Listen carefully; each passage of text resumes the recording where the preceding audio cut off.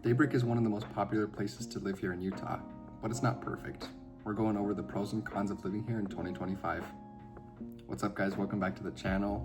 Like I just talked about, we're going over the pros and cons of Daybreak. I actually live right next to Daybreak. I live in Harriman, so I'm really familiar with Daybreak. The brokerage I work for specializes in Daybreak, so I'm always doing stuff in Daybreak. So hopefully you find this list helpful, and let's get into it. Alright, first let's start with the pros. Daybreak is a master planned lifestyle. That means everything's intentional. Stuff like schools, parks, houses, streets, everything like that is intentional. In some sort of way, Daybreak feels like its own city. Another pro is all the amenities and lifestyle. There's so many things to do in Daybreak. Stuff like kayaking on Ochre Lake, all the trails, biking trails, fitness centers and restaurants, all of it's included in Daybreak. People buy in Daybreak for this lifestyle. Another pro is the walkability and community events. There's so many things going on in Daybreak all the time.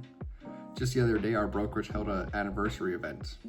There's always farmer markets going on, concerts, and other stuff like parades. Daybreak is a very social place and community driven. Another reason is modern homes and design variety. There's a lot of variety in Daybreak, especially with this new construction. And the last pro I have is transit and location.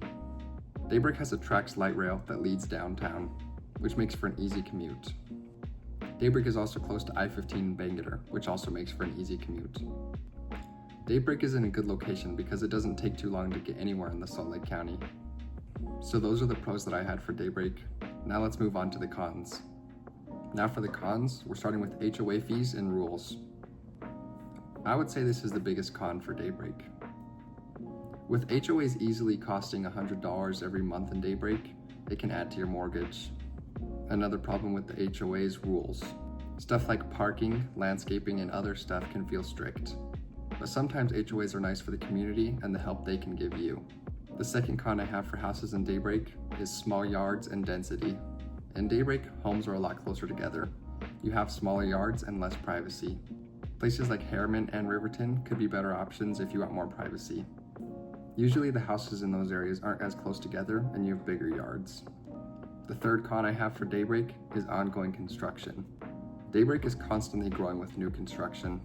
Stuff like noise, dust, and more traffic on Mountain View Corridor can be big cons. There is also upsides to the new construction in Daybreak though. Right now, builders are struggling selling their product, which means that they're giving really good incentives on new construction.